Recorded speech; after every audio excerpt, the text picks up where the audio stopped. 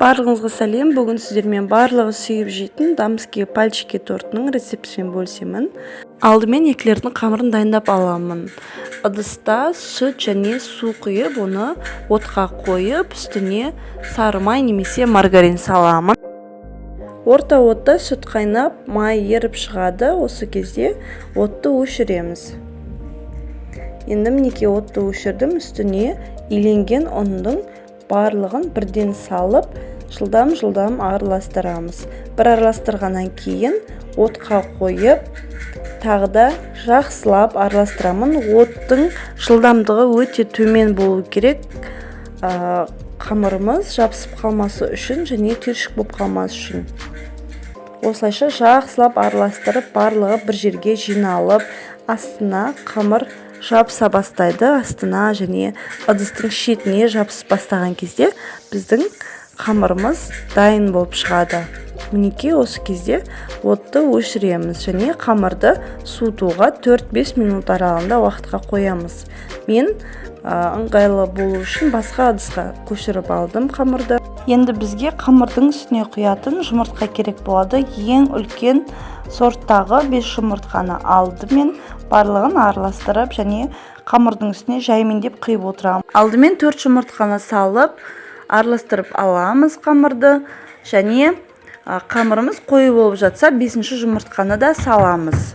Мінекей менің қамырыма 5 жұмыртқаның барлығы кетті. Бұл қамыр сұйық болмау керек және тым қою болмау керек. Қадан қамыр әзер ағып түсетіндей шамада болу керек. Немесе планетарный миксерде араластырсаңыздар да болады. Мен бұны қолмен араластырып алдым және 6-7 минут уақытты алады. Қамырды кондитерлік қалташаға салып аламыз, жұмыс жасауға ыңғайлы болу үшін. Енді бұны пергамент қағазы төселген табаға осылайша салып шығамыз. Немесе өзіңіздің қалаған формаңызға домалақ қылып жасасаңыз да болады.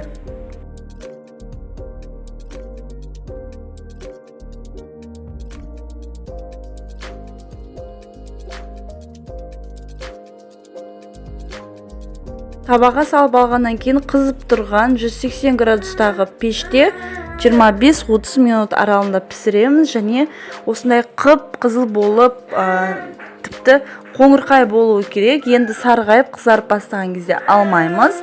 Қатты қызарып пісуі керек.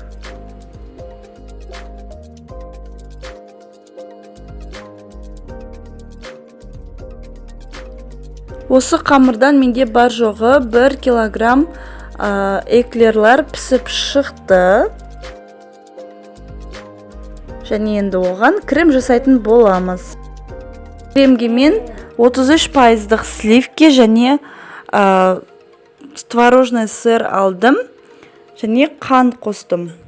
Кез келген кремді жасауға болады. Тіпті қайнатпалы крем немесе қаймақты крем жасауыңызға да болады. Қаймақпен қантты араластырсаңызда тіпті жұмсақ болып шығады. Кремді қоюланғанша осылайша миксерлеп аламыз.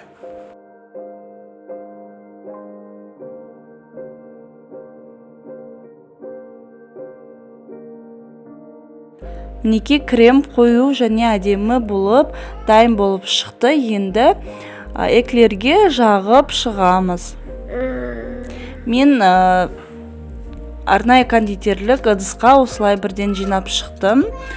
Және осылай қолмен батырып жинасақ та болады, немесе лопатканың көмегімен жағып шықсақ та болады.